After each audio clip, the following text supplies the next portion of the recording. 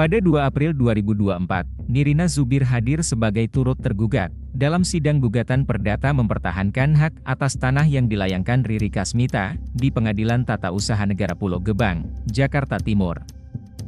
Ia sempat terlibat cekcok di depan ruang sidang PT UN dengan 3 orang kuasa hukum Riri Kasmita. Nirina menyebut jika para kuasa hukum itu telat hingga membuat sidang molor hingga 2 jam. Agenda pemeriksaan berkas pun jadi tegang karena para pengacara diduga memancing emosi, seperti yang disebut Nirina. Namun, ia tak gentar meski sempat gemetar menahan emosi.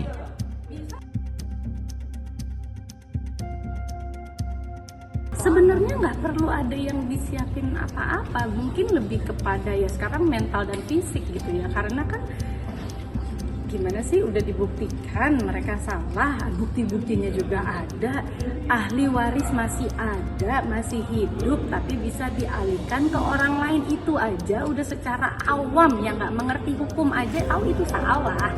Dilihat katanya ada tanda tangannya Nirina, ada tanda tangannya ahli waris lainnya, tapi udah dibuktikan di ahli forensik pun itu udah dibuktikan palsu. Jadi mau bagaimana gitu, mau ya udah kalau secara surat sama udah secara pidana kemarin tuh udah dibuktikan, toh dia sendiri sudah dipenjarakan berapa ya, 10 tahun apa 11 tahun gitu, mungkin dengan kemarin udah berkurang ya, dan oknum notarisnya juga sudah dipenjarakan. Dan ingat ya, setelah kasus ini baru ada yang namanya oknum notaris yang bisa dipenjarakan. Sebelumnya oknum notaris itu hanya bisa diperdata. Jadi ini kemajuan hukum. Ini adalah ya istilahnya perbaikan hukum gitu loh. One step at a time lah, mudah-mudahan terus membaik, terus berpihak kepada yang benar gitu kan. Jadi walaupun hukumannya itu adalah kemarin dia 2 tahun 8 bulan, kemudian dipotong masa sidang 8 bulan, kemudian ada yang namanya asimilasi COVID 1 tahun, ya dipotong kan 2 tahun harusnya kan dipotong 50%, jadi udah tinggal 1 tahun. I don't know apakah sekarang dia sudah aktif lagi apa tidak, tapi yang jelas Nirina akan menuntut haknya oknum notaris itu dicabut surat izinnya. Mereka bertiga, supaya ada namanya efek jerak. Bahwa jangan bilang dong kalau misalnya dibilangin oknum notaris cuman bisa sampai diperdata. No, kalau bersalah ya orang yang bersalah harus mempertanggungjawabkan kesalahannya gitu dengan hukum yang diberikan oleh Indonesia ini gitu. Jadi ya udah, one step at a time. Berikutnya ya oknum notarisnya, Nirina juga masih menunggu surat izinnya dicabut. Tidak boleh lagi ada korban yang lainnya.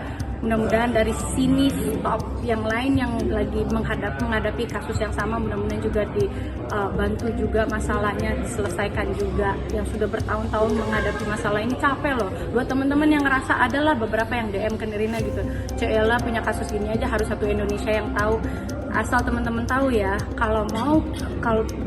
asal teman-teman tahu kasus mafia tanah ini, nah doain teman-teman tidak akan menghadapi seperti ini, karena capek mental, fisik, harus berhadapan dengan kuasa hukum yang seperti kayak tadi gitu, capek loh. Even someone like Nirina yang orangnya extrovert, yang orangnya tidak pernah takut, tuh capek. Maksudnya sekarang lah udah lebih kayak banyak diem, udah lebih banyak mengamati dengan problem yang pernah Nirina hadapin ini. Jadi doakan teman-teman yang tidak punya masalah seperti ini tidak akan menghadapi masalah seperti ini. Dan buat teman-teman yang sedang menghadapi masalah yang sama seperti Nirina ini, mudah-mudahan hukum bisa berpihak kepada kita. Ya.